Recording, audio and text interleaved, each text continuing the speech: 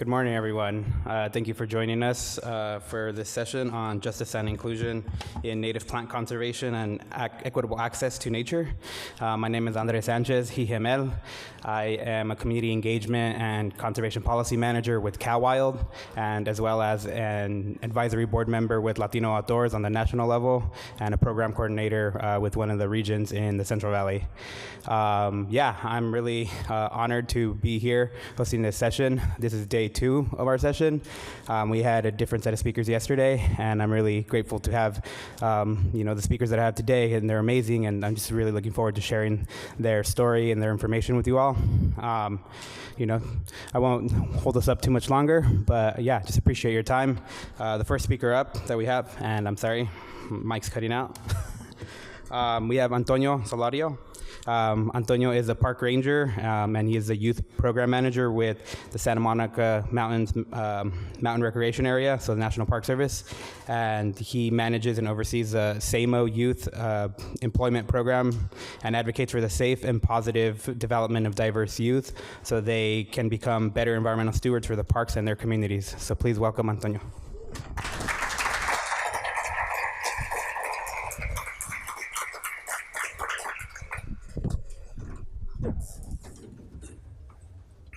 Good morning, y'all. Buenos dias. I'd like to start by giving a nod to the OG people that were on their land, right? The Ohlone. I come to you all from Los Angeles, from Ventura area, Xixolop, right? Lands of the Chumash and Tongva in LA, in the greater Los Angeles area. My talk is titled Engaging Diverse Communities, Diverse Youth, and Park Stewardship. I am your park ranger, a guardaparque for the National Park Service, for your National Park Service. I'm your civil servant, sometimes a little uncivil, or to quote Thoreau, civil disobedient. To get us started, I'd like to prompt us with this question: where do you get your fix, right? Where do you get your nature fix? Where do you find it? And I wish we could kind of have a dialogue, but throughout the day, I'll be here. Let's chat, because although I strongly believe and love the mission of the National Park Service, and I'll get into it a little bit later with the slide, I think it's just as important that we recognize nearby nature where we're at, right? And it's even more important, I'll argue, to have access on the daily to nature. So think about this and share with when you guys are enjoying an adult beverage later tonight, use this like, hey, so if you're trying to hit on someone, ask them. It's a good pickup question. Where do you get your nature? Where do you go? Tell me more. But all joking aside, approach me, and I'd like to know where you get your nature fix. I know that there's people up and down from California, from someone was from Tennessee yesterday. I was like, right on, that's great. Good representation, good diversity representation. Our spirits need the experiences that national parks offer. They help us fully understand what it means to be human. Our spirits need the experiences that the national parks offer. They help us fully understand what it means to be human. And not just national parks, right, but open spaces. My question is, who has access to these national parks, to these open spaces? Or to flip it, who doesn't? Who's not seeing their national parks? They own them, but who's not having access to national parks? So this is a shot of CSS Coastal Sage Scrub looking east into West Los Angeles, right in the Santa Monica Bay. It's, I think, a really good juxtaposition of our urban interface park. A large segment of the American public does not know who we are or what we do or see themselves working on the NPS. We need to make the national parks and the work of the National Park Service relevant to all Americans. That was from our former National Park Service Director, John Jarvis. And that's our shrubs program, students helping restore unique biomes in the Santa Monica Mountains, west end of the Santa Monica Mountains. So my big questions, guiding questions for this talk, and I only have 15 minutes, but how can programs reach beyond environmental goals and meet youth developmental objectives for participants?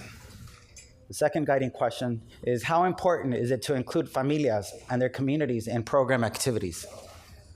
Third guiding question is, in what ways do organizations need to adjust program goals and delivery to help youth and their communities feel comfortable, welcomed, and contributory? All right, so these are the challenges, but tremendous opportunity. There's a lot of potential, right? The national parks may belong to all Americans, but it's no secret that the people who work in and visit them are overwhelmingly white and mostly older. Non-white, less privileged, and historically excluded populations are less familiar with the national park system and less able to access it. Now, these aren't loaded, right? This is just a reality. We're just stating there's data to back this up. So this is kind of like my problem statement, my big, if I could go through grad school again or follow up with the PhD, or maybe guide someone, whether we look at it as a social justice issue or an environmental issue, how can we protect public lands in the future if the next generation of racially diverse American people are not included? And this is speaking to public lands, right? But how can we protect our flora, the California floristic provinces, right, if we're not including people of diverse backgrounds?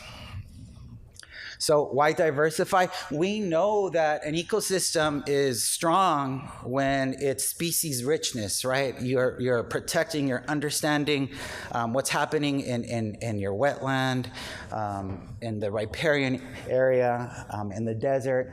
And so we know that diversity, native diversity, contributes to a healthy ecosystem. Well, if we parallel that to the human experience, it's our moral responsibility, right? It's the right thing to do.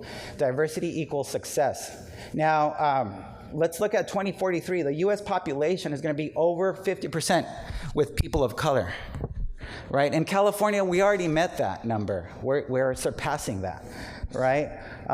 This is not new. I'm sure you guys are pretty familiar with these numbers. All right, so there are a few myths, right? And again, no one's pointing fingers. These are systematic problems. These are institutional challenges. And some were done by design, right? But there's this idea that people of color don't care about the environment. There's this idea that the environment is a white thing, right? And these are really hard things to say, right? Especially when we have a bunch of friendly white folks that are allies, right? But again, I'm not pointing fingers. We're part of the solution. The fact is that people of color support environmental issues at higher rates than white folk. And we're nerds, right? We love data. So this is just one poll. And one thing that I did learn in college was, okay, you could interpret statistics any which way you want, right? And I do recognize that this is probably limited and there is some bias in this poll or this study. But let's look at some of these numbers. So it's looking at white folks and then African-American folks and Latinos. So let's look at pollution, the fourth or fifth one down. Pollution of rivers, lakes, and streams. White folks, 46% said, yep, that's an important thing. Look at black folks as 70% of them. That's an important thing. Latinos, 68%, think that, no, that's the wrong column, 47%. So, yeah, let's focus with the black folks. They really care about pollution of rivers and lakes, right? Latinos, hey, we need to do better. Global warming, that's super important, right? Climate change. So 39% of the white folks, when questioned if that was an important issue, said, yep. But look at black folks, 61% of them, 55% of them for Latinos. It's an important thing. The following one below, toxins and pesticides in our food and drinking water. For white folks, 38% of them, it's an important issue. For blacks, 63% of them. For Latinos, 61%. Pollution of oceans, and we could keep on going, right? Loss of habitat, the second to the last one listed there. 35% of the white folks think it's an important thing. For blacks, 63%, it's an important thing. For Latinos, 39%. So this was a study, a poll done by the TNC, Nature Conservancy, right? There's a lot of good work to be done. So there was a spread in the LA Times, minorities and youth shun parks. For many African Americans, Asian Americans, and Latinos, the parks remain remote places they don't want to visit. I have a reservation about that statement. You know, it's not that we don't want to visit. Look at the bottom. Others reported that they do not feel welcome or safe, right? And so it's not that we don't want to visit. Are you kidding me? You don't want to go to a park? It's just that, and even I, as a park ranger, and I'll save those stories if you're interested, have been to places in parks, and there's some stuff that was cringy. All right, so the Park Service, we're trying to be more relevant. That's one thing that I do stand up with the parks. We're recognizing that we have a problem, that we have some challenges, and that we want to do better, right? And so at the National Park Service in Santa Monica Mountains, we're fortifying the pipeline by putting money where our mouth is, right? We're employing youth and bringing them to experience their parks, right? And we have a comprehensive set of programs, educational programs, but what I try to do as a program manager is saying, all right, you could come and visit your park, but why don't you come work for us, right? And let me put some feria on your pocket so you could go pay for your books and tuition and contribute to your household budget. It's an equitable issue, right? And so the program purpose is to provide experience and an introduction to work experience in national parks and other agencies, because we partner up, right? It's all about collaboration.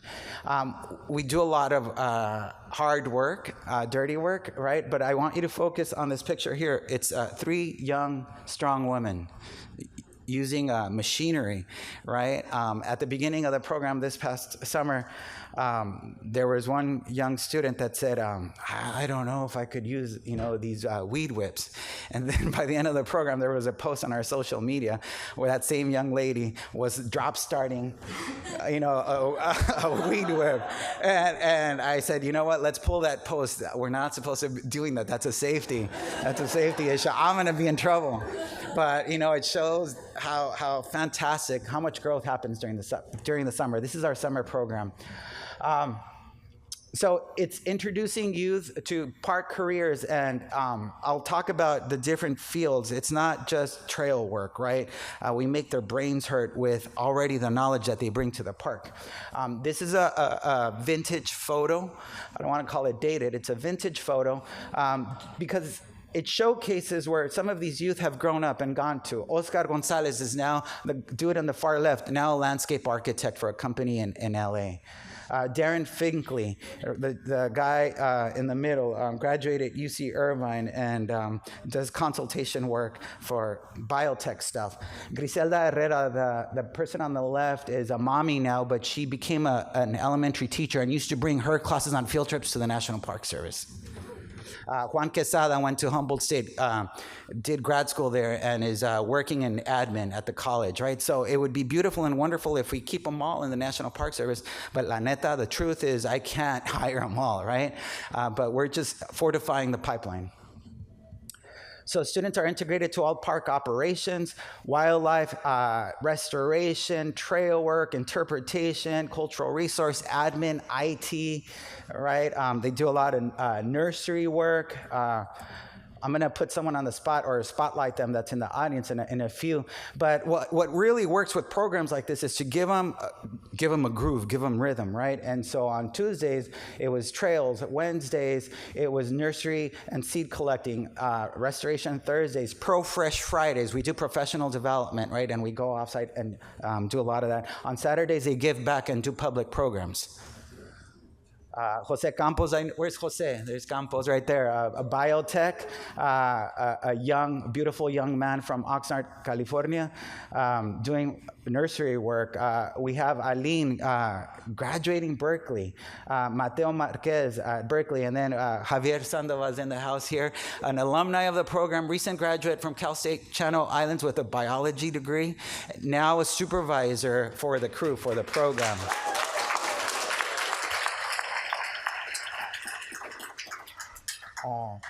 Andrew Castro, he's now a mature young man. He's running crew for the Rancho Santa Ana, California Botanic Garden. Adriana Barrera, Eileen she's just amazing, our senior leader.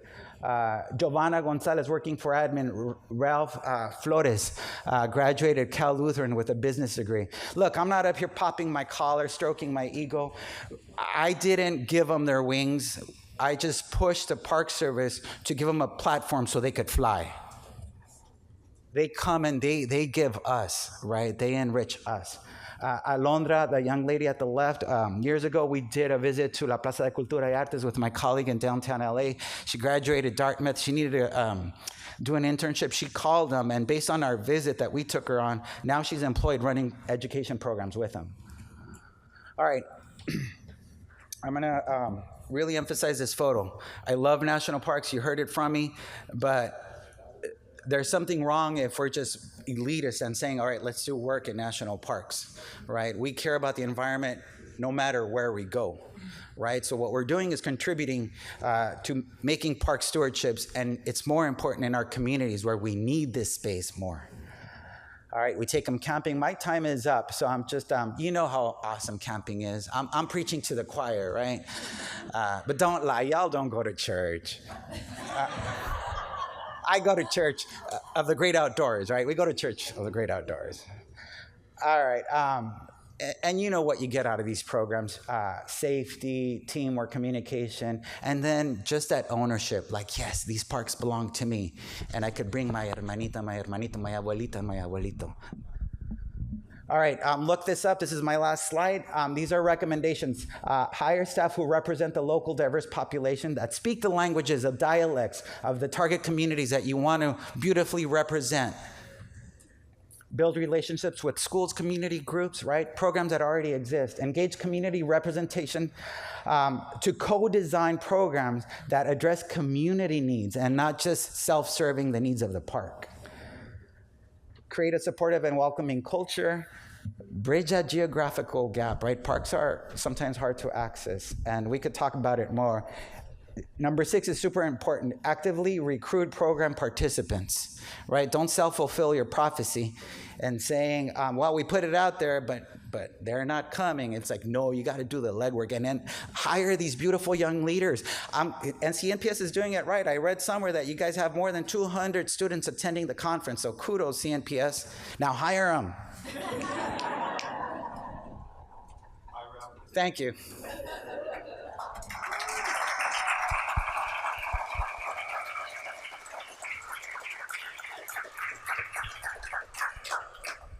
So we have about 3 minutes for questions, so maybe 2 questions, maybe 3 if it can be brief. But yeah, thank you, Antonio. Any questions? I can walk over if I need to, or shout, whatever works. No questions? Oh, yes, in the back.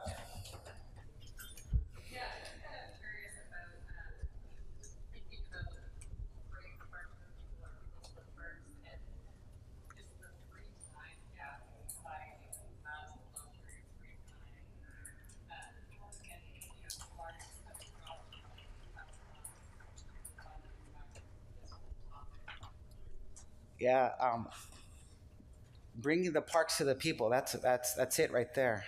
That's kind of the answer to the question. Yeah, and showing hey, look it in your community. Where do you get your fix, right? how can we invest in communities? And then also, I'm very mindful of this. I'm very sensitive to this because the Park Service can have big elbows, right? And so when we go into our communities, I sometimes really think, do I want to wear the uniform? Because I don't want to co-op or take over or give that impression. But join them and support, right, with the initiatives that are already happening in our communities. But it's parks and open spaces, and it could be not just parks, any open space. We know the power of that they could provide to help transform, experiences, help transform lives. But it's worth the investment. Yeah, like, all right, we've done a lot of work now. Let's culminate and let's celebrate and let's do a camp out. And there's a lot of funding out there. I won't tell you my sources because then I'll create competition. But I'm joking. There is a lot of funding out there to help and support these type of efforts. Thank you for that question. Okay, we got room for like one more quick one. Sorry, I saw you first. You can ask later. How often do you find engagement or interest from youth that are from more overseas, Middle Eastern and Arab regions or South Asia? If there's any representation. That's a really good question. Not often. But it's not that they're not interested. It's just that I'm not doing my job well enough. And so I need to hire someone that could help me tap that community. I'd love to talk to you about it later. I wonder if you could. Fantastic. Thank you. Thank you for the questions, and thank you again, Antonio.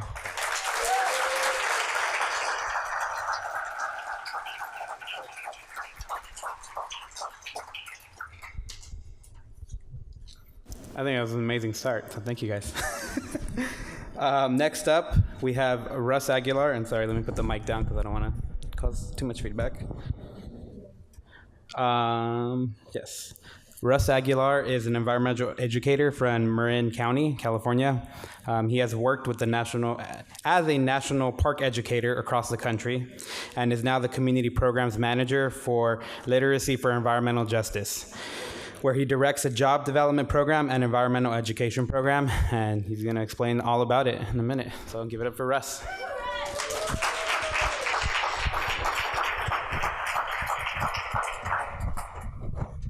Hi, thank you guys so much for being here. I really couldn't have asked for a better speaker to go after, so I want to just give another round of applause to Antonio. That was awesome. And I'll get to why the National Park Service has such a special place in my heart in a minute. But first, I want to introduce Literacy for Environmental Justice. So Literacy for Environmental Justice is a nonprofit based in Southeast San Francisco. What I think really makes LEDGE stand out is that it is very grounded in the local community, connecting with other organizations, with policymakers and planners in Southeast San Francisco, in the Bayview Hunters Point area, to determine what the needs are for the community. So whereas San Francisco is host to some of the most famous and renowned environmental nonprofits and some amazing national parks, I think that what we do better than any other organization is being really plugged into where we serve, whom we're serving. So I'll just briefly read our mission statement. Literacy for Environmental Justice promotes ecological health, environmental stewardship, and community development in Southeast San Francisco by creating urban greening, eco-literacy, community stewardship, and workforce development opportunities that engage and support local residents in securing a healthier future. So Southeast San Francisco is where a hugely disproportionate number of heavy industries and other pollutive, contaminative activities have been done and are still occurring. And so it was the community response to even further the development of a fuel oil burning power plant that was planned in the 90s. The community responded to that, shut down that plant, installed underground power to the city instead. And our organization in 1998 was formed out of that movement with a focus on connecting people to the land and educating people. So I have to say, so the National Park Service has been a really important force in my development as an environmental educator. When I was just 18 years old, I got an opportunity to help run an urban outreach program that brought families who had never been camping and never visited any national parks in the cities of Seattle and Tacoma to Mount Rainier National Park. And I became I was an environmental educator through that program. I was hooked. That was in 2010, and I've been doing this kind of work ever since. And it was right around then when these conversations about connecting urban families and even communities in rural areas that don't have access to parks, to places like national parks. So that started off my career, and I got to work in Alaska, Klondike Gold, Yellowstone, on the Big Island of Hawaii, and in the nation's capital.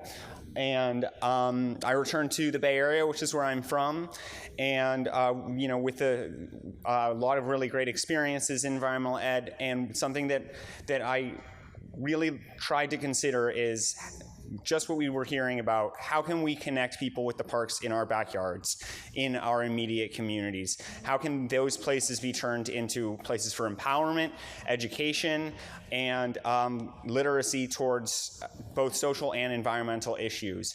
And so, whereas Mount Rainier, if you ever get the chance to visit, please visit. Mount Rainier is always going to be 2 hours away from the major urban centers of the Pacific Northwest. And the communities that I worked with in Mount Rainier, there are going to be significant barriers to getting to Mount Rainier. And so when I started at Literacy for Environmental Justice, I was just over the moon because we're located at, predominantly at Candlestick Point State Recreation Area, which is in the city of San Francisco.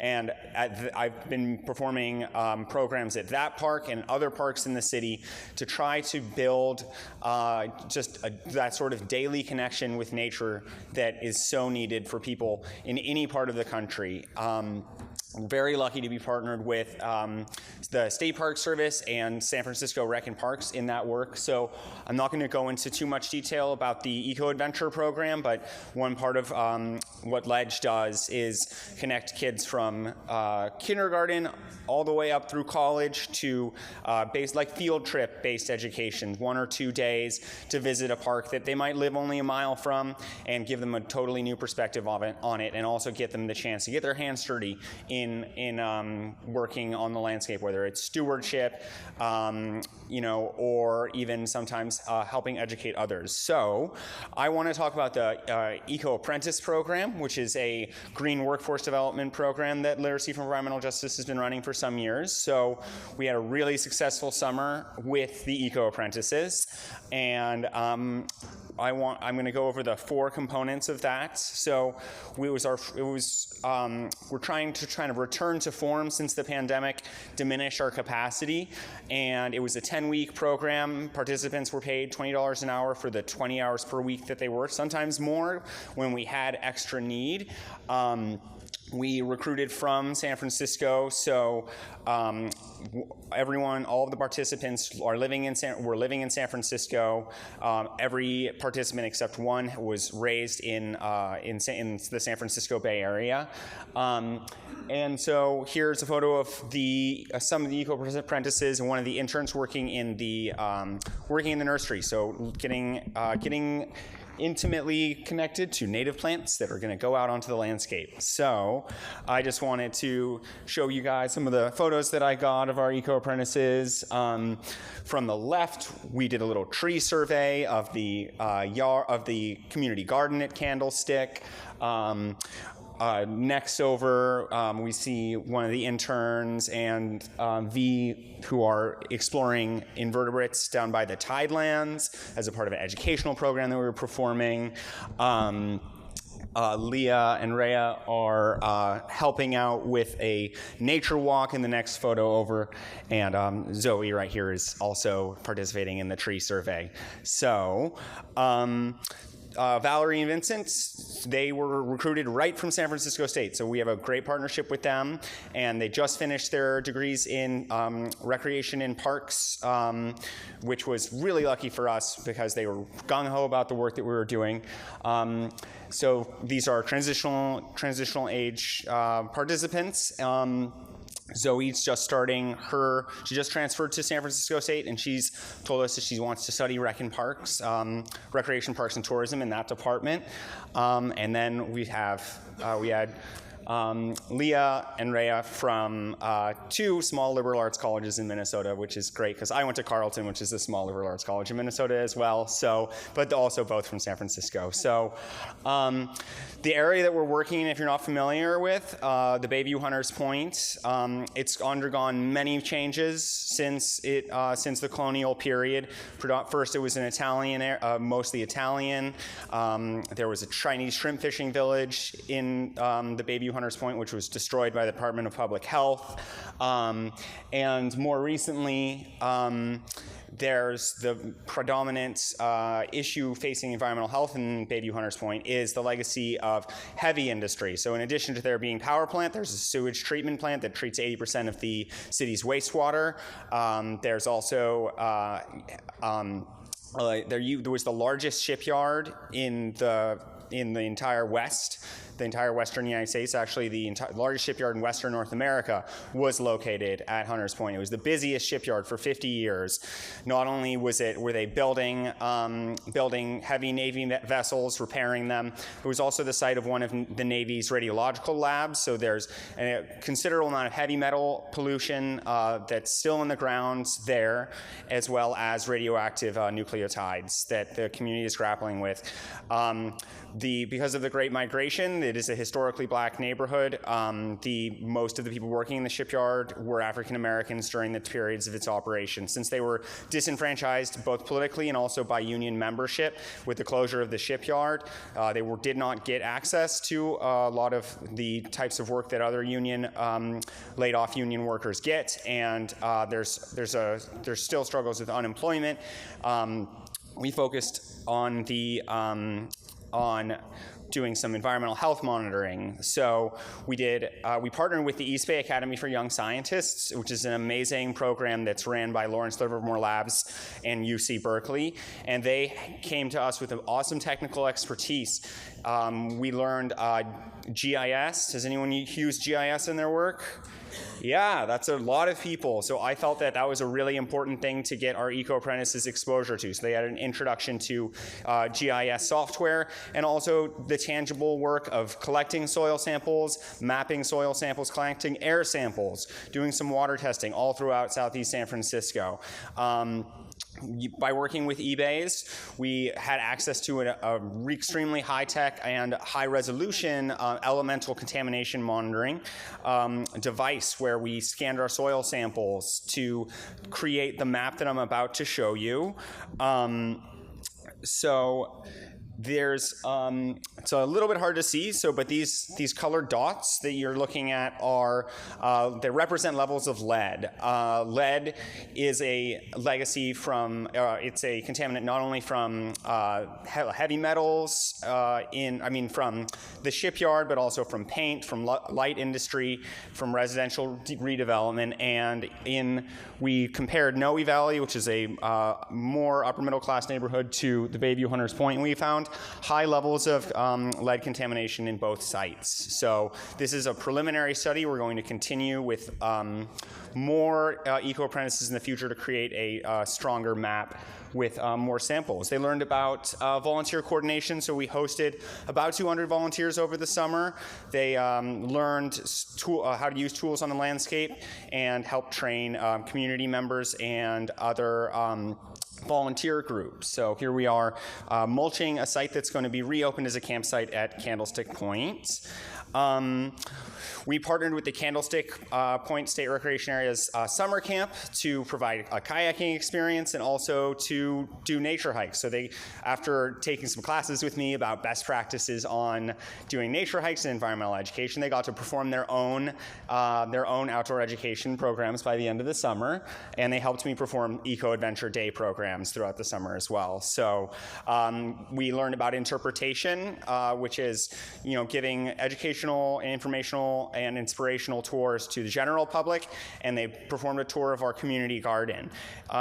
In addition to that, with the urban greening team, they removed hundreds of pounds of invasive plants from the landscape in San Francisco and planted hundreds of native plants in their work with the urban greening team. Learned about the best practices of environmental restoration and the restoration cycle, everything from collecting seeds to propagating plants as little ones and getting them ready to be planted out into the landscape.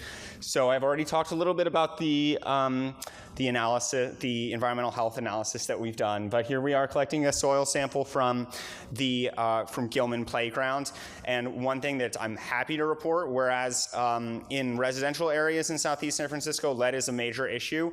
In areas that have been remediated by the city, where the soil has been replaced, we found really clean samples. So I guess it's just goes to show that remediating soil in residential areas, especially with an agency like the city itself that is invested in the community health, can be an effective measure. But looking in unusual places, like we did, like right on the Bay Shore, you might find unusual things. Like we found a lot of lead flowing right into the bay, right where people play. So I touched base with our eco-apprentices since the summer, and I'm really encouraged to see that most of them are pursuing careers in conservation. So Vincent is a intern in another stewardship program in San Francisco. Valerie is looking for work in parks and recreation in San Francisco as well. Rhea is on the pre-med track at St. Olaf College, but she says that she wants to study environmental health and look to how heavy and light industry are impacting people's lives in the day-to-day. Aliya is studying indigenous conservation practices, so she's going to be traveling to Latin America this year to see about different ways to manage the landscape. And Zoe has decided that she's going to study recreation, parks, and tourism. So this is the first Eco Apprentice program that I've had the privilege to direct with Ledge. Our goals for future iterations are doubling the size of our program to 12 participants. And whereas the group that we had it was fairly representative of San Francisco as a whole, but we could have done a much better job finding participants that were representative specifically of the Bayview Hunters Point area. So that's something that I'm working on right now, because in just a few months, we're going to be recruiting eco-apprentices. We're going to have a longer program and grow on a lot of the things that we did together. We helped build 14 garden boxes in the community garden. We did outreach at the California Academy of Sciences. We went fishing, and we helped out with the summer camp, and studied invertebrates and other wildlife at Candlestick Point. So we're going to learn from those experiences to create even better ones for future participants. So thank you very much.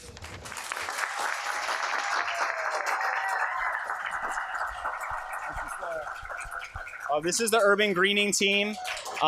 They were really important mentors for the eco-apprentices. So let's give them a round of applause. Thank you, greening team and Russ. I think we have room for 2 or 3 questions. Yes. So obviously your apprentices were super motivated when they finished the program, and they have all these hopes for their future. What kept them happy? What kept them involved throughout the program? What do you think were the biggest factors? Let's see. I really think that one thing that Ledge does a really good job of is hiring and keeping people who are really passionate about the work that they do. So the urban greening team, I shared my story about working around the country in conservation. The urban greening team did the same.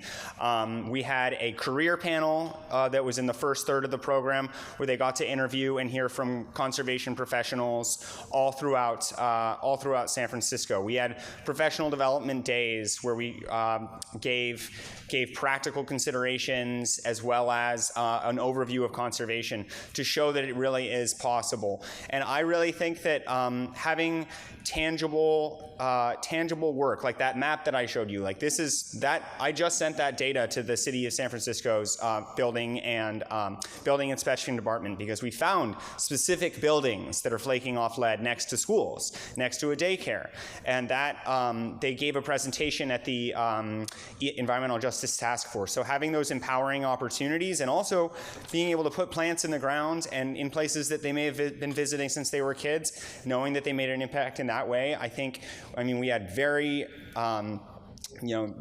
people showed up pretty much every day. It was also paid. They made $20 an hour. That's really important. There is a lot of competition, especially among these are some really talented young people in some of the best undergraduate programs, and there's competition for those roles. And I was really glad that they were spending their time with us rather than like an internship at Autodesk or Intel or something like that, because those were the opportunities that they could have chosen. I hope that answers your question. Absolutely. Thanks. Mm-hmm. Awesome. I think we might have 2 more questions available. Anyone else? Yes. As a nonprofit, how do you get funding? Oh, I forgot to get to that slide, but thank you.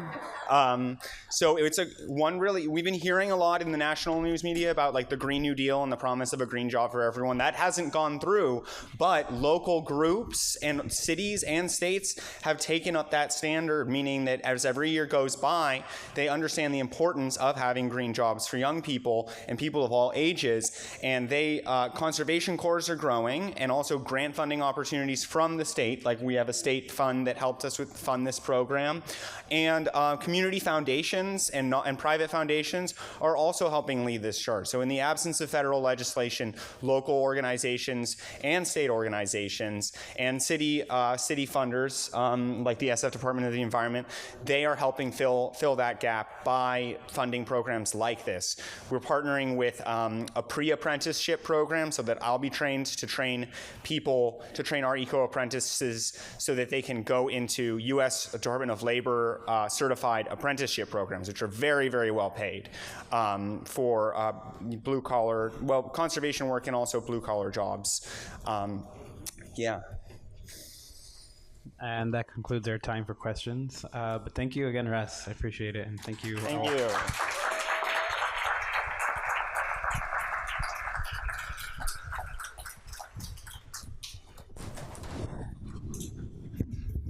It's awesome to see like so many inspiring people really reaching out to the local community and the youth. I know for me, it would have been like even more impactful than the experience I had, and I was just very fortunate to have the experience that I did, and it was because of my family that exposed me to nature.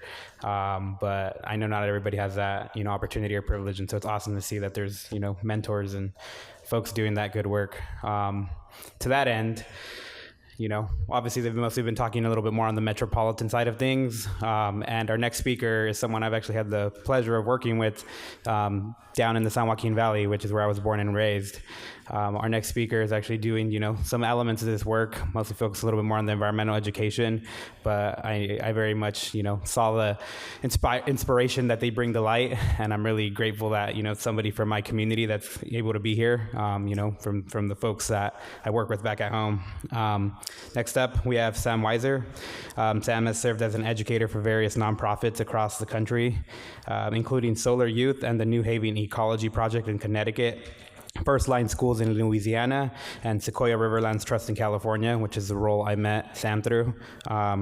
And he has worked there for the past 7 years, and he is passionate in connecting students of all ages with the local environment and the phenomenons around that. So please welcome Sam.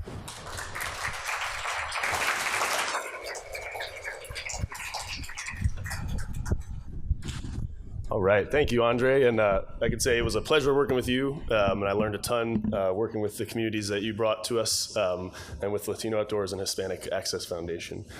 So I'm Sam Weiser. I'm here to talk about why native plant conservation efforts must include marginalized communities and how to make it happen. And now that you're realizing we have 15 minutes and that's an impossible task, right? I think we're going to learn together, we're going to grow together, right? We're not going to solve this today, but I really appreciate the speakers before me who talked about specific things they're doing in communities, the importance of access, right, and career pathways, the importance of empowering youth, not just including them, but making sure they're empowered in the process. And so I really appreciate those presentations. Just a little bit about me. I'm not going to go into too much depth because I said we got a short amount of time. If you want to know more, you can always talk to me. But I was born and raised in New Haven, Connecticut. Came across the country for college at UCSB, and I'm now the education coordinator for a group called Sequoia Riverlands Trust. We're a regional nonprofit land trust, and our mission is to conserve the lands and waters of the heartlands of California. And so we work with private landowners to put conservation easements to protect land from further development or mining, other issues like that. And then we also own nature preserves where we bring students, young people, community members out for internships, field trips, volunteer days, anything, any excuse really to get people outside and connected with nature. So you're all plant people. I don't need to connect you with plants, so right, we're going to keep moving here.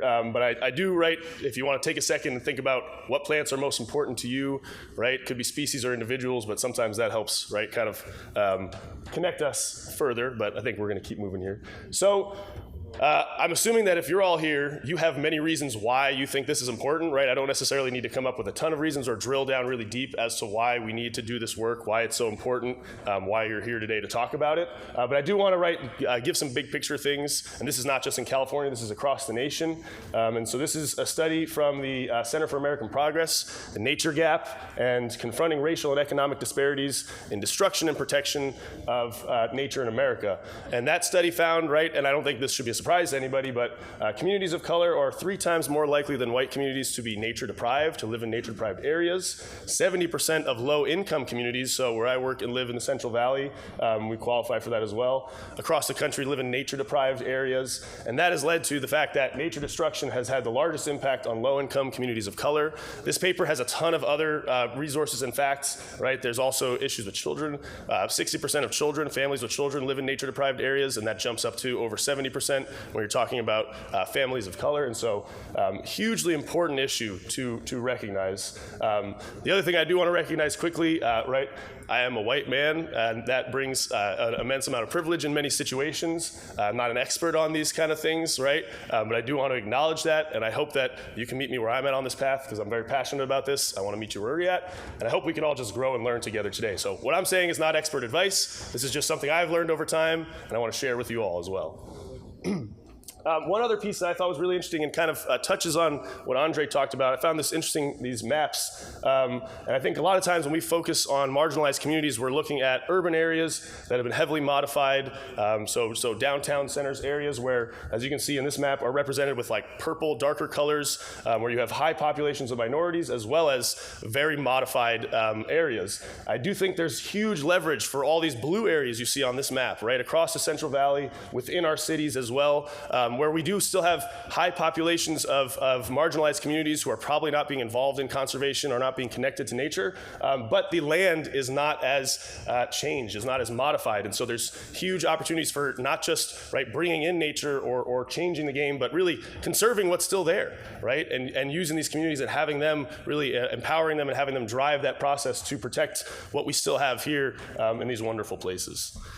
So, as I said, I'm not going to focus too much on part of the why. I do want to add some other pieces to the why that people may not be thinking of, right? The more kind of angles you can come at this from, the more likely it is you may get additional allies or other ways of kind of addressing some of these issues that can come out and have additional benefits. So we know, right, ecologists have had, this is just to clarify, these are article titles on the top, and then some of them have quotes from the article. And so ecologists have made a simple request to homeowners, and that is an exclusionary term, but in this case, they were studying suburbia.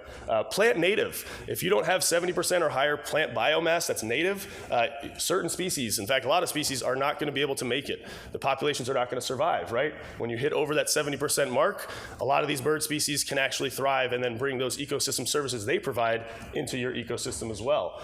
In addition, right, the Central Valley and the Colorado River Delta, extremely important places for migratory birds. I don't have to tell any Audubon people that, but right, this is a huge issue. And so in solving some of these problems in terms of environmental justice, we can also address things like bird conservation, right? And so where I live, 8 out of 10 Lawrence's goldfinches fly through the Central Valley. That's a huge percentage. That's a really important area for those populations. So, right, we have things to gain, not just because it's the right thing to do, right, and these people really, right, are going to be facing the brunt of a lot of the issues in terms of climate change and environmental impacts, but there's so many other things we can gain while working and empowering these marginalized communities.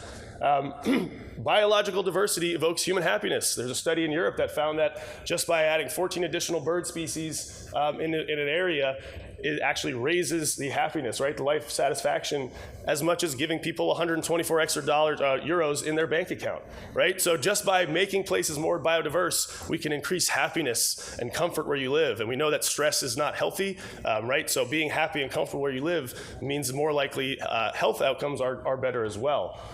We also found, there's a group in Indonesia found that just simply by working on alleviating the poverty and the issues around poverty by giving people direct cash transfers, they accidentally also alleviated deforestation, right? When people have what they need, they're less likely to go out and try to get it from the world around them in unsustainable ways. And so just simply by addressing poverty, right, our housing issues here, housing insecurity, we may be able to have drastic environmental benefits that we haven't even thought of yet, that we don't even know are going to be coming towards us because we're so focused on the issues at hand, right? And so I think these are things that hopefully can give more hope in addition to what we need to do.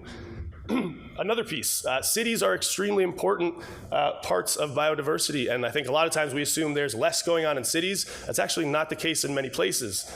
So where I live in the Central Valley is very similar to what they're talking about here in the Netherlands, where when you have intensive agriculture happening outside of cities, that often actually leads to lower biodiversity than you have in those cities where the agriculture is not intensive, right? Where a lot of these animals, plants, things can survive more easily. And in St. Louis, they actually found that they have much higher bee diversity, native bee diversity in terms of overall populations and different types of species than right across the river in Illinois where they're doing intensive agriculture, right? So if you want to conserve and protect bees, you may need to focus on urban areas rather than on these agricultural areas. Doesn't mean we don't want to talk to ag and make sure they're not killing all the bees, right? That's really important too. But we do have things that we can conserve right now with communities and include them in this process. And so huge gains to be made in those areas. Just to shout out some examples. First, I wanted to shout out one. I don't know if anybody got to see the presentation yesterday, but Kathy Capone talked about the Tule River Parkway Association. I've had the pleasure of working with her there. Just an absolutely amazing project. She's just a hero to me. She has brought a really amazing community project into an area along a parkway, along a river that was just really just not being taken care of. Lots of trash, lots of erosion and issues. And so she has now created a native demonstration garden area and has people from the local community, which is mostly Hispanic and mostly low income, coming and not just working and putting in labor, but they are actually adopting garden plots themselves, being empowered to take over those plots and do what they want to do with those plots and then share that knowledge with the community. And it's a demonstration garden, so the idea is anybody can come, it's free, and then you come and see what possibilities you have for native plants at maybe in your yard or your apartment. So such cool work, and she's doing such a great job getting local high school students involved and empowered, and so I just wanted to shout her out. If you had a chance to, I don't know if she's still here today, but chat with her or look her up through CNPS. Just some amazing work being done there. There's a really cool program through a local school that I work with, and I think they're across California, a climate action program that's basically addressing climate resiliency on school campuses. And so they're doing certain things, right, like making it easier to walk to school by making neighborhoods safer for biking and walking, adding solar panels to campuses. But for CNPS, I think the most important part. They have millions of dollars to do drought-tolerant landscaping on school campuses. How do we make sure that they're not just getting the drought-tolerant benefits, but they're getting the native plant benefits that are also drought-tolerant, right? So you can have all of the benefits, not just saying, hey, well, at least we're not wasting water. So this is a huge thing that's going on in campuses across the country.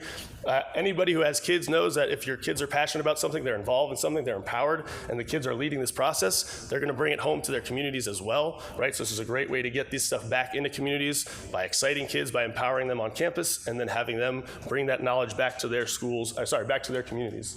I'm gonna skip Solar Youth. That's something I did in Connecticut. It's really cool if you want to talk to me about that. But in the interest of time, I want to leave time for us to have some interaction. An Audubon webinar on intersectionality of nature access, equity, and biodiversity was absolutely awesome. That can be found on their Facebook page, the California Audubon Facebook page. And similar to the two presentations before me, lots of people talking about the great work they're doing within communities to empower communities. And so I just thought it was a really amazing way to kind of see some examples of work that people are doing that's been quite successful. That's more around bird conservation than plant conservation, but anybody who does either of those knows they're very intimately tied together. The other piece, we've had a lot of success recently with acknowledging that indigenous knowledge is, we need to use that in things like fire resilience, right? It's just so amazing, the knowledge and the abilities to help alleviate some of the issues we're facing, and we're ignoring a lot of that in so many places. And so this is an example of an article, The Quiet and Intentional Fires of Northern California from Wired Magazine, but there's tons of different examples of indigenous groups getting the ability to enact their cultural practices around burning. And so how do we take that and bring that into native plant conservation, right? We know the knowledge is invaluable. We know it's beneficial, and it makes changes that help everyone. How do we bring that knowledge and those cultural practices into the native plant community as well, like they've been doing, like CAL FIRE and some other groups have been doing successfully in fire resilience talk. One last one here. Erin McGee, I came across an article. I'm not on social media, but if you are, you may have come across her Find That Lizard campaign that she's been doing for 5 years now. She's a herpetologist and an amazing woman who has also started a group called Black AF in STEM.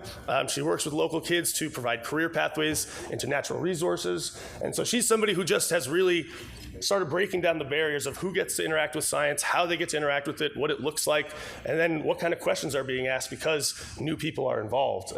And so as she said, right, you need to learn the rules of the game to disrupt it. And so how do we get more people to learn these rules, like Antonio was talking about, bring them up through these systems so that they can make the changes that they want to see, right, that they know are right. And then lastly, right, the two presentations before me, I'm sure the ones after me, there are so many great opportunities here at the CNPS conference to connect with people, to learn from them, to see the examples they're doing. I'm happy to talk more about the personal work I've done and the work I've done with André as well, but I do want to leave some time here to have some interaction, right? Like I said, I'm happy to answer questions, but I don't want to be the only person answering questions. I'd like if people in the audience feel they have experiences, knowledge, things to share, or an answer to a question that gets asked. I'm happy to share that time, that space with you as well. Some questions I would like to kind of generally address, in addition to you asking questions. What can individuals do, right? What can we all do individually? What can local organizations do? A lot of the nonprofits you're probably a part of, or campaigns you work with, local CNPS chapters. And then what can these big CNPS nationally, right, Audubon nationally, what can these big organizations do to support these efforts? And not on here, but to me, most importantly, how do you bring this into communities, these marginalized communities? Don't just expect, right, if you build it, they'll come. That's not how it works. How do you bring it into communities and then take a step further and empower the people with the plants, with the knowledge, right? Let them be the guides. Let them decide how it works and what it looks like. So not only getting into these communities and working with people, but how can you do it in a way that empowers those people and lets them kind of be the stakeholders and make the decisions in the process? So with that, I want to open it up to Q&A/discussion, right? Because as I said, I'm not the expert and I don't claim to be, and so I want other people to have opportunities to share and help if it's for the good of the group, right? Share what you think may be worthwhile. And I can walk over to you if I need. So take a minute, look at the questions, think about it. I'm gonna, yes.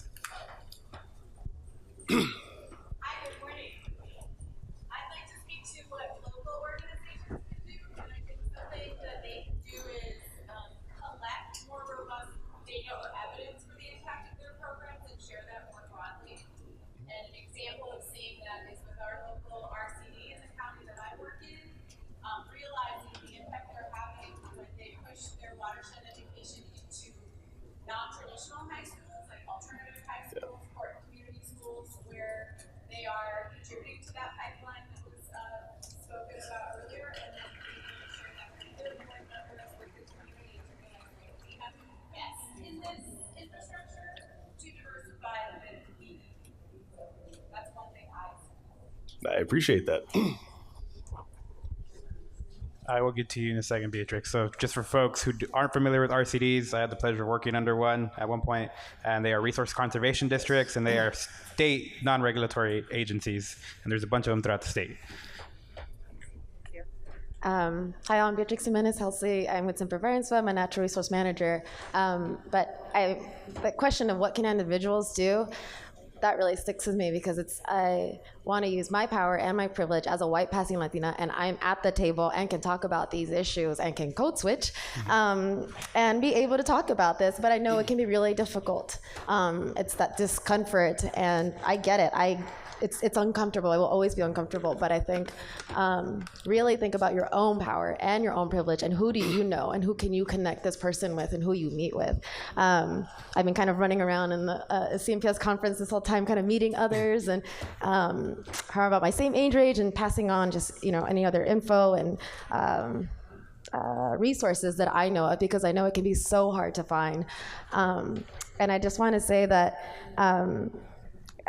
It's something I've been thinking about as having my power and privilege, that we want to elevate other voices, and just because you're elevating someone else doesn't ruin your shine. You're just elevating someone. You need more ideas and perspectives.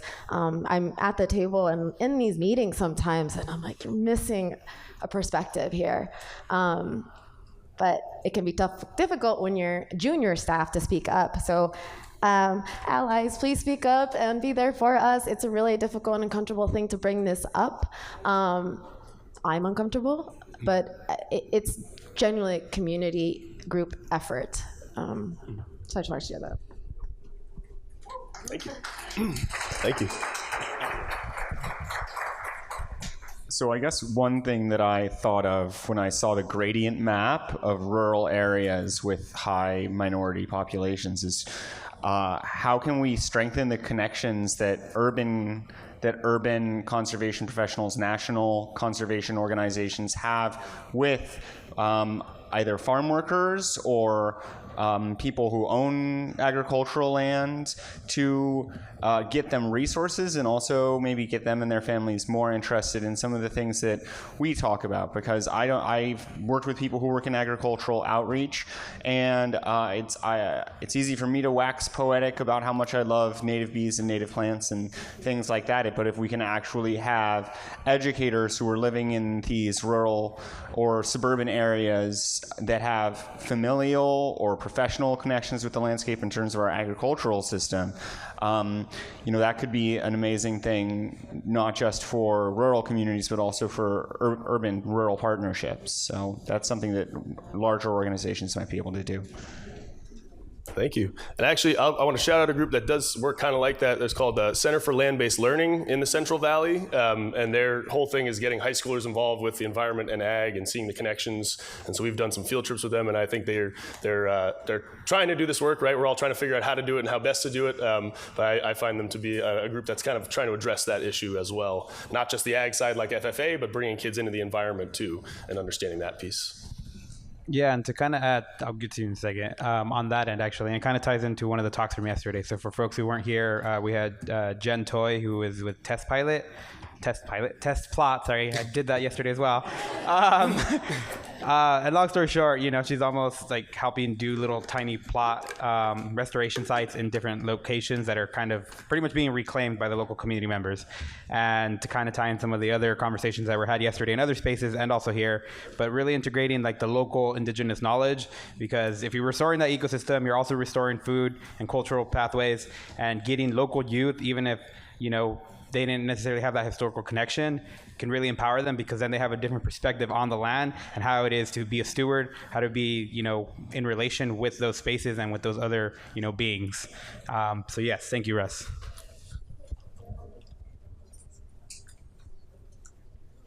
Oh, sorry. Totally. Yeah, I just wanted to say, as a farmer and someone who works with people coming from different cultural backgrounds, it's so important to communicate effectively.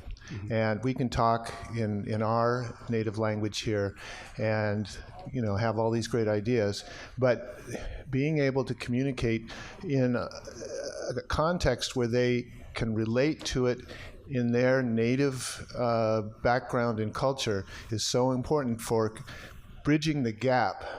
I mean, I can talk in my way of sort of abstractions, but the real context here is how do I relate to this and what motivates me to change? And that has to be done in language. Very important question, comment. Yeah. Yes. Did you have something? Okay, if it's quick, sure. We'll go with it.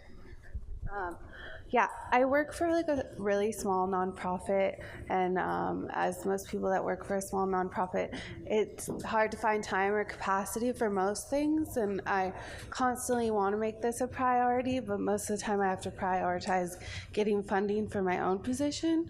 So what small steps are there to do in an organization like that to promote equity? What are the little things with little capacity and little finance that we can do every day to try and get this across? That's a great question, and I know we have a little bit of time. I'll just add, to me, a really important thing is don't expect people to come to your events if you're not going to their events, right? If you're not going out and networking and saying, hey, you have something you care about, let me show up and give my time and my energy. And as you said, in nonprofits, we don't have a ton of time or energy, but right, the more you can network, I think oftentimes the more we can connect and find ways to share resources or to work together to bridge these gaps so that it's not all on you to find ways to continuously support yourself in that organization.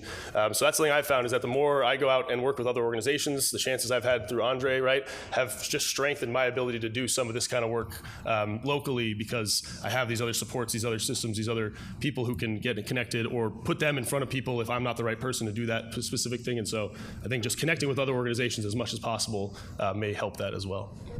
Yes, thank you. I would say, kind of adding to that, it's authentic, like community building, honestly, and I know it feels weird walking and talking like this. But yeah, I think it's actually going with the theme of the CNPS conference, rooting together, yay. But thank you all for engaging. Thank you, Sam. Yeah, thank you. Yeah, thank you guys. Appreciate it.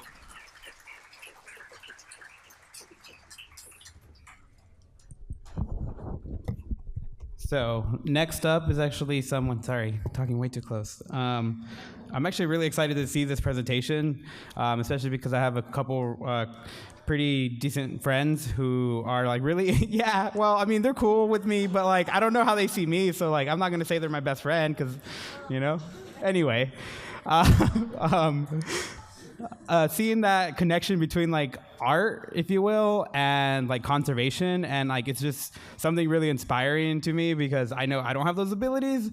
I try to do it, but you know I'm not there. But yeah, I'm really excited about the next talk. The next person we have coming up is Annie, and she is the co-founder and science art designer for Sciencely Handmade, a sustainable lifestyle brand. After graduating from UC Davis, go Aggies! Anyone who wasn't here yesterday, I didn't shout that out yesterday. Also Aggie alumni, WFC, Marisol, Amy back there. Anyway, yeah, graduated from Davis with an environmental science and management BS in 2019. She started the brand in 2021 to realize a vision in bringing nature to urban communities and drawing inspiration from Taiwan and California. So please give it up for Annie.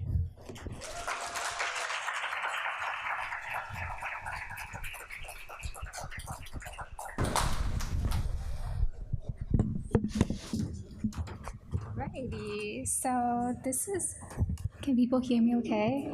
Yeah, okay, heels helped, because otherwise I wouldn't be able to reach. So today I'm going to be talking about Sciencely Handmade. It's reconnecting urban people with native plants through science-based handmade jewelry and a multicultural lens. And Sciencely Handmade is a sustainable lifestyle brand inspired by nature and native plants. But you might be wondering, okay, so why Sciencely Handmade?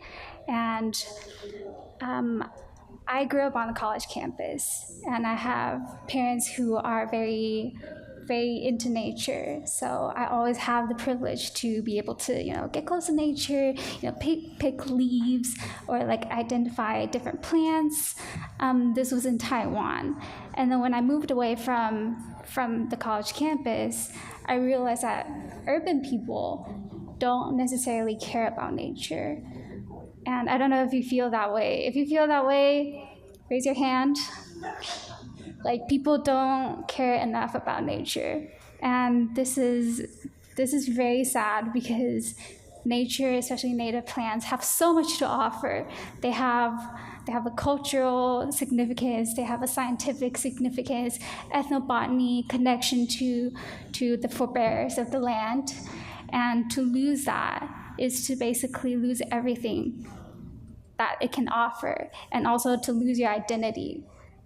So I thought about, okay, so how can I do this?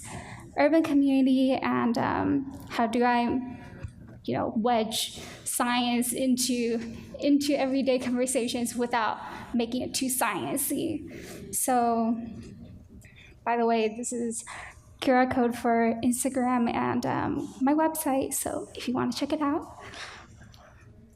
So I basically delivered science via jewelry, scented goods, and events, just different ways to get people interested in nature, interested in native plants. And start with the jewelry part. So, a funny story is that because I have to move back and forth Taiwan and the United States. In fact, I actually just came back to California from Taiwan after the pandemic. And 3 years. It's good to be back. And excuse my English if something's like a little bit because I haven't spoken English in about 3 years. And I start with jewelry because between switching back and forth different cultures and languages, I realized something that's very interesting about American, particularly Californian culture, is that people compliment each other on their outfits as a conversation starter. They would be like, oh yeah, you look good today, oh, your earrings look great. So that got me thinking, what if I put a little bit of science in there and make people want to talk about science? And I'm gonna, because this is gonna be a celebration for both Taiwanese and Californian culture, so I invite you to celebrate with me, and I'll be talking about Taiwanese as well as Californian native plants. So I made jewelry like this. Basically, what I try to do is that I equip the people who are interested in these jewelry with knowledge, with ethnobotany knowledge, with scientific knowledge. So when people ask them, oh, what is this flower? You look good today. And they'll be able to start a scientific, science communication conversation with them and create a ripple effect in the community. So this one is the Taiwan moth orchid. It's not italicized. Sorry about that. This is very bad. But Taiwan moth orchid is only found on the Orchid Island in Taiwan. It's an endemic species, and it's basically the start of the orchid kingdom of Taiwan, because they discovered it, and they decided to, the Taiwanese decided to create a lot of beautiful cultivars based on the Taiwan moth orchid. And in the scientific name for it is Phalaenopsis aphrodite, and the other one is Phalaenopsis amabilis. And in Taiwanese, it sounds like grandma. So in a sense, it's actually a grandma of the orchid kingdom. So that's a fun fact for you to know. And another one is the Luzon viburnum. Excuse me if I'm pronouncing something wrong, and happy to meet with experts to, correct me. And this one is actually significant because I made this for a conservationist who's very passionate about the conservation of Formosan black bears.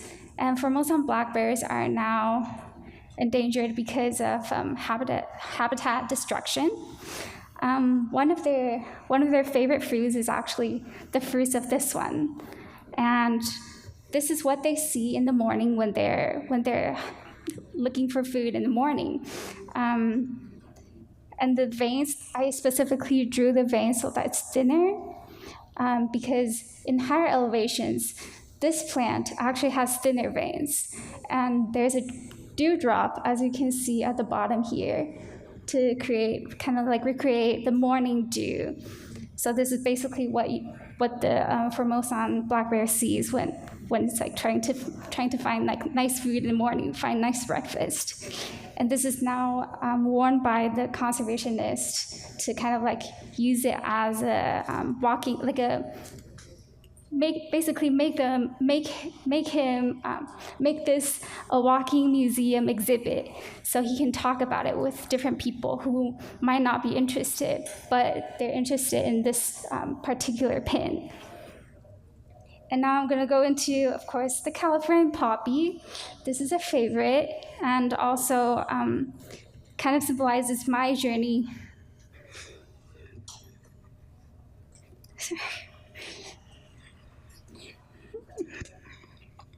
My journey to the States, because okay, excuse me. So I immigrated to the States when I was in high school, and this symbolizes opportunities, because California is it's a golden field of opportunities, basically, and it's a state flower. So it has a near and dear place in my heart. So that's why I made this, and I added different elements of trying to make it scientifically accurate, as accurately as possible. So when I wear it, I can become an ambassador to talk about Californian culture when I'm with Taiwanese friends. So let's see.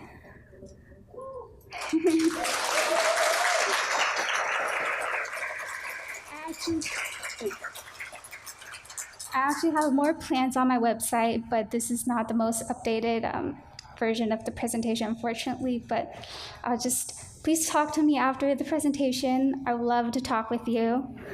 Another one will be scented goods inspired by nature, and trying to like blend it into different essential oil candles so that we can get people to get interested in nature and to eventually get closer to nature with their by incorporating into their lifestyles, and eventually like become stewards of the land.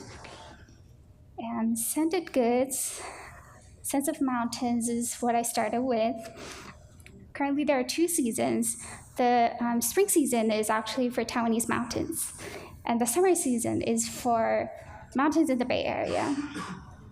So I'll briefly go over them and sample upon request. So feel free to come to me to try out different scents. And Sense of Mountains, the freshness of Yangmingshan. This is from a mountain in Taipei, and it's actually a very fresh and vibrant mountain. Like, it has a fresh and vibrant atmosphere to it. And it's considered as very young, and it's very spiritual and full of activities. So it has like the minty and lemony scent. And the next one is the Tranquility of Baxianshan. So this one is actually in the higher elevation of Taiwan. And as you can see, there are a lot of needle leaves in the area. And there's a lot of historical significance of this national recreation area of this mountain, because of the Japanese colonial era and how they used it as a forest. They did sustainable forestry for wood. So I created a little bit of a woody scent, and it's a calming scent. So feel free to come to me to try out different scents. And then Summer Morning at Mission Peak. This is very nearby, and I wanted to recreate the feeling of hiking in the morning to the top of Mission Peak. And because you can see the entire Bay Area, so I used the sense of like a lemony scent, kind of like citrusy scent, but also calming, to recreate the feeling of the the satisfaction and like the sunshine of Mission Peak. And then the last one would be the Golden Sunset at Berkeley Hills. I grew up around that area, and I even took a front photo at the Rose Garden. So I added a little bit of a rosy sun in there. So these scents are our scents right now, but we're also creating customized scents for boutique hotels and the Taiwan's forest borough. Currently, we actually have a project underway where we are blending indigenous cinnamon of Taiwan into a gift set for people to own, and it will come out December-ish. And wish me luck. This is a big project that we're doing, and I would love to incorporate indigenous or native plant scents. So if you know of anyone who's currently supplying essential oils or in the related industry, please let me know. And the last one will be events. We're actually trying to incorporate different sensory experience into the events so that people not only learn about nature, but they experience it and they remember it. And they can also invite friends to join them so that eventually it's like a ripple effect and the community wants to do something that's nature related on their free time, incorporate it into their lifestyles basically. And we do options of catering as well. So we want to, if you're doing native foods, then we would love to talk to you. Please talk to me. And a sample schedule of different events, including a nature walk in the surrounding area to know the history and to know different plants, because that's the essential part of trying to get them to get closer to nature. And afterwards, we can blend in scents like different essential oils for them to keep as a token of memory. And at the end of the picnic or the event, then we can have a picnic or like a nice afternoon tea with locally sourced food. So a few photos from our event in Taiwan. This is a VIP private event for women entrepreneurs. And let's be in touch. You can find me at the conference. You feel free to use the app, the conference app, to message me, or you can just like catch me at the conference.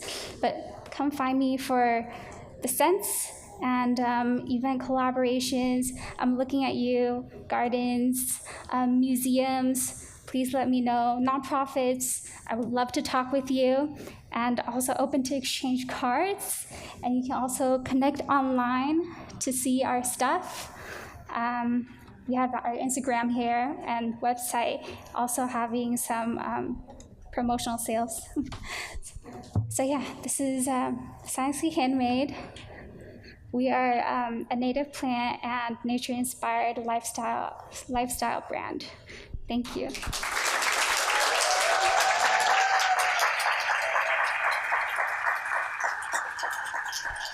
Thank you, Annie. Yeah, it's inspirational to see the way you're trying to connect people. But we have a couple minutes for questions really quick. Any questions? Anywhere? No questions? Yes. I was wondering, you talked about providing ethnobotanical resources for the jewelry. Do you get those locally from scientists in Taiwan, or is that something, where do you find those resources? Thank you for your question. So I find the resources through, unfortunately, when I was in Taiwan, of course, I can't get information from here. So I have to do a lot of like Google Scholars and online searching, and even have to email people to get the right information. But I'm trying to make these information kind of like bite-sized and also available to everyone via Instagram or via the website.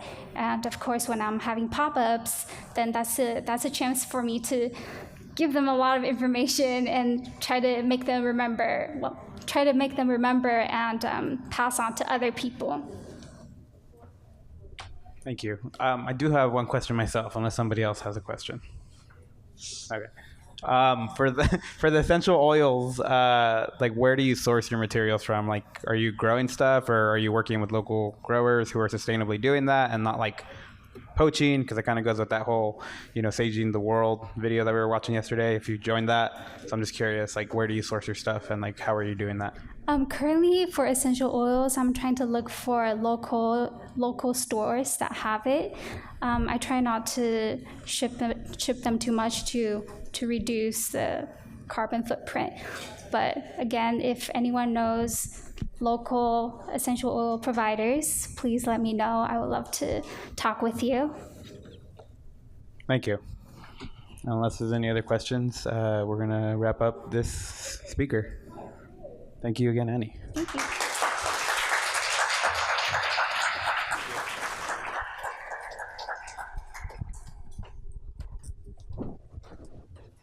And we have one more speaker who I'm hoping is here. I have not seen her. Okay, sweet.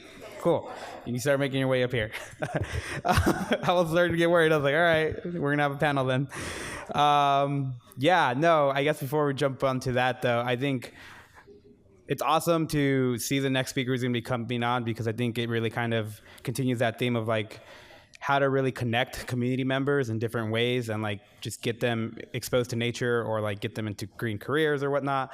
But this focuses a little bit more on like the environmental health end, if you will, and obviously correct me during your presentation. But I think it's really integral in part of the conversation, because kind of like what Russ was doing earlier, in implementing that like environmental justice element, not just teaching them how to collect the data, but like showing them the careers and like showing them like the importance of that in their communities.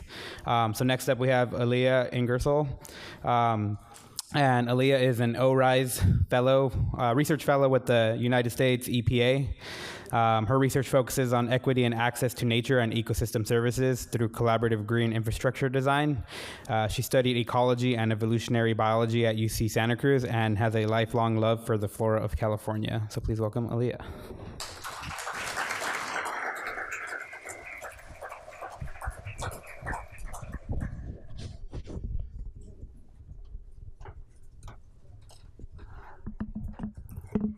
This is not quite as tall as it looked from down there. I was a little bit concerned I wouldn't be able to see over it. All right, so to kick it right off, so I'm a research fellow with the Office of Water at the EPA, and I'll get into the connection between native plants and the EPA in a little bit here, but essentially my background before this job was almost entirely field surveys for native and rare plants and natural resource management, and I kind of reached this point in my career where I felt like I was hitting this wall in terms of impact, and I was constantly in rooms surrounded by other white faces and looking around myself and going, what is the missing link here, and like, why is this not changing? So I really wanted to find a way to have a more immediate impact and like use my privilege to get into that room and just start kind of like agitating and making good trouble, essentially. So I'm not saying that I'm like having a huge impact or that I'm an expert in that at all, but basically my point here is the everyday efforts that we can all be making and the choices in our careers that we can take to kind of use what we have and further things that really need to be changing. So without further ado, I have a little roadmap of the presentation here because I have a lot that I'm going to get through. It's a kind of complex topic, but I'm going to go through what green infrastructure is, how native plants fit in, what the EPA's role is in that, how marginalized and overburdened communities are being in this moment kind of highlighted and focused upon through various legislative means, what are the benefits of that and how to access them in concrete terms of funding, and also ways to kind of anchor that in the self-stated community needs of those overburdened communities and what the tools are that we are developing to make that happen. So brief overview, green infrastructure as defined by the EPA kind of under the Clean Water Act is essentially focusing on, rather than conventional gray infrastructure, which is we have a building, we need to get water away from it immediately. It's this alternative view where water falls and we want to get it into the ground where it falls. Yeah. And there's a lot of different ways to do that. A lot of those are really well represented here in California, which is incredible. So permeable surfaces like pavements, rain gardens, green roofs, have a couple really delightful examples of that here. So anybody who's been to the California Academy of Sciences, probably the coolest green roof in the nation. I'm biased, but I'm saying. And then also we've got a swale or rain garden type design where the point of both of these things is to get runoff water that's coming off of contaminated surfaces like roadways, and to get that water to infiltrate into the ground where ideally you have a reasonably healthy soil food web and microbially and fungally diverse, so that whatever compounds are in that runoff water, you're either kind of binding it into the soil or it's being broken down by the soil food web that exists there. And the opportunities that are here in terms of native plants are really extensive, because one of the best ways, as others have stated in previous presentations, to have drought tolerant and kind of lower maintenance needs for your installations of plants is to use locally adaptive plants, which means natives. And they're going to be more drought tolerant. They're going to be able to withstand the sort of like winter time being inundated and then in the summertime being kind of baked and dry. And also the greater diversity that you can build into your planting, you just have higher chances of building that healthier kind of soil food web again that can build up more carbon content and then maintain and hold water like a sponge through the summer, and again, reduce irrigation needs. And there's also the aesthetic component of these and the education component, because in my own personal experience, I got to basically work and install a native rain garden in the house that I was living in over the pandemic, because I was basically just like freaking out over my lack of nature access, because I didn't feel like ethically sound going to nature when there were stay-at-home orders. So getting to do that and then volunteering with that organization later and seeing the fact that for a lot of people, their first exposure to a native plant community was in somebody else's front yard rain garden. And the power that had was really a game changer for me. And there are also, there's huge economic benefits for this too, which is why it's being kind of currently highlighted in a lot of federal funding opportunities. And that's because you can really reduce the impacts on the current kind of aging gray water infrastructure that we've got. And by gray infrastructure, I mean like pipes and sewers and things like that. And a lot of that infrastructure is currently aging, so any green infrastructure that can be installed on like a city or municipal level, or even just in people's yards individually, that reduces the water impacts on those systems. And that saves your county or your town a lot of money. And lastly, there's this huge community health benefit to green infrastructure, because they're community gathering spaces. It's something in your yard that people might stop and they might ask you about it, and it's an incredible way for people to reap the benefits of exposure to nature and greenery, regardless of how close to so-called like large intact nature locations they are. So I want to get into basically the current efforts that the EPA has through essentially via the funding that the federal government is moving forward, and then I'll get into a little bit of what the opportunities are there. So there's a couple things I want to highlight. There's the Justice 40 initiative, which was in that executive order, which you probably heard about, and within that is this requirement for 40% of benefits of certain programs having to go to disadvantaged communities. And I do want to point out that the definition of disadvantaged communities is on a state-by-state level, which, depending on the state that you're in, can be helpful or less helpful. And the EPA is currently kind of looking at ways to nudge states to have that definition be most helpful to their particular demographics. There's also the bipartisan infrastructure law, which is providing $12 billion in additional clean water state revolving funds. So for those not familiar, state revolving funds come from the federal government, and then they go to states and they get distributed by the states to different projects. And typically a community or an organization or sometimes even an individual will apply for that funding. So it gets to the states, it's this available pool, but it's really only available to whoever has the capacity and the knowledge and the time to apply for that funding. So even if it's moving to states and there's an intention for it to be fully available to whomever, there's still these barriers that are in place because you have to have the time and you have to know that it exists and you have to know how to do that. And one of the tools that the Biden administration put out is this screening tool, which I have a screenshot of that up there. And it's intended for distributors of funding to use in order to identify disadvantaged communities. And again, this is this same kind of like top-down, somebody has established a definition of what a disadvantaged community is, and there's this tool for people who kind of hold the purse strings to identify communities to try to reach out to and to help, which is, these are really great intentions. We love that this is happening. It's not quite enough. So moving on from that, I just want to, oh, my title's gone, that's fine.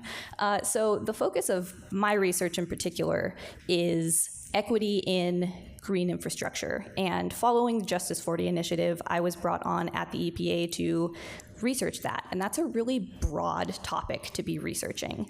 And I wanted to kind of split it up into more bite-sized chunks. So what I did was to split it into access, which is how easy or hard is it for communities to get education and outreach resources, funding for planning, building, and maintaining green infrastructure, and then the outcome of the projects once they actually are installed.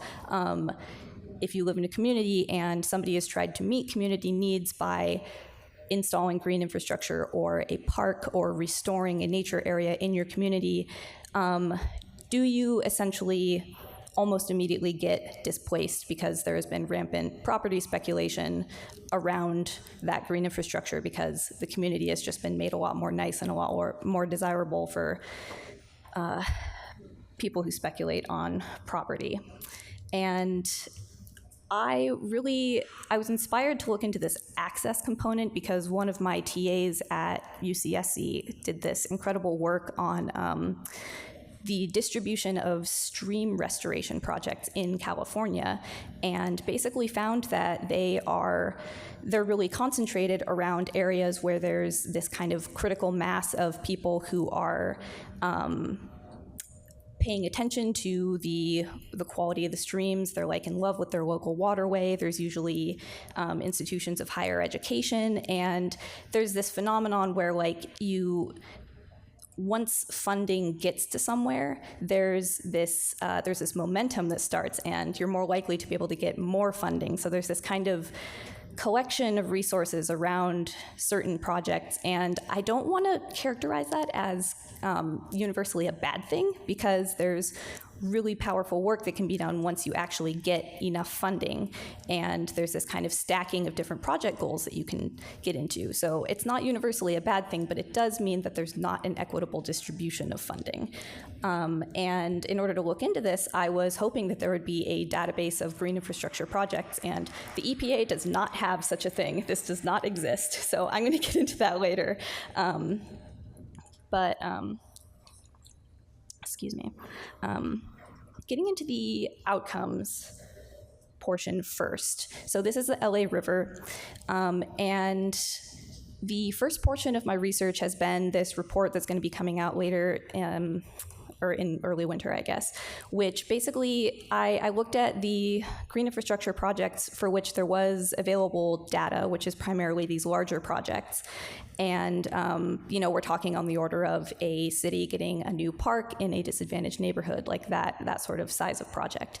And looked at specifically the demographic effects and whether displacement occurs when you have that kind of green investment coming into a neighborhood. And I think it's important to point out that these are not this so-called green infrastructure, green displacement, or ecological displacement, I think is what Wikipedia might be calling it.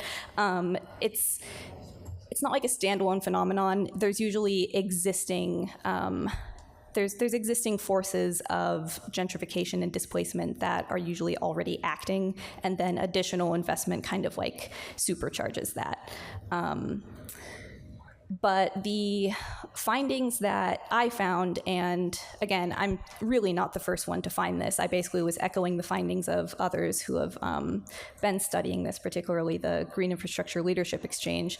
But basically for these large projects where you have this large critical mass of funding to make something like this happen, when there were community groups integrally involved and advocating for their own needs as a part of the projects, almost universally with these projects, the successful ones had inclusion of tenant protections, either in the form of changes in zoning or purchasing of existing affordable housing, that sort of thing, as an integral part of these investments that they were able to combat, not completely prevent, but combat a lot of the effects of displacement of those communities for whom the park was intended. And another one that I really wanted to highlight was economic opportunity and workforce development, which, shout out to Russ. That's like exactly what they're doing, which is incredible. But there's a really cool project up in Portland, Oregon that I wanted to highlight, and I know it's not in California, sorry, but I will just briefly touch on that one. There's this park that went in, and one of the core partners of that park project, they basically were able to have, I think it was something like 80% of the contractors who were hired were from the local area, or they were women or people of color owned contracting businesses that contributed to the building and the development of this park. And that was purely due to community advocacy, which is really incredible. And I think the final really important finding from these anti-displacement actions that I really want to highlight is oh no, time's up already. Oh my God. I'm gonna zoom. I'm gonna go zoomies. So let's see. What do I want to highlight? Okay, so just really briefly, the commonalities between successful projects that are either avoiding or mitigating displacement is this community involvement, this grassroots involvement, the workforce development of folks in native plant horticulture and maintenance of the projects, and addressing the symptoms rather than addressing root causes rather than symptoms. I'm just going to invert the way that I did this slide, because really, when you're talking about these anti-displacement actions, you're really it's the simple response to the complex problem of basically you just need to ask people what it is that they need, and you need to center that. So that was another summary slide. So the final thing that I want to highlight is looking ahead.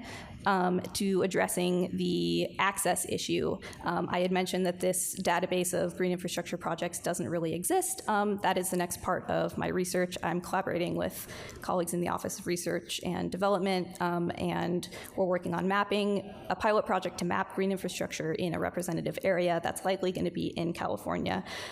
So the point of that is to basically use the infrastructure, the existing infrastructure that EPA has and that the government has to provide this networking and resource sharing and information sharing tool so that people can essentially go from the ground up, from the roots up, and center their own needs and help them to access that funding that I mentioned that is now being made available. So sorry for going over.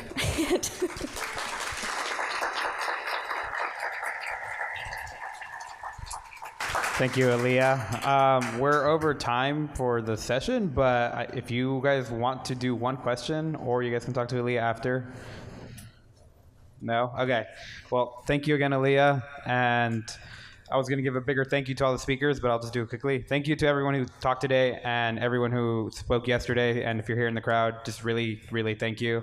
I appreciate you guys being here to listen and to just make this session an amazing experience. And if you guys can give a round of applause one more time for the speakers, please.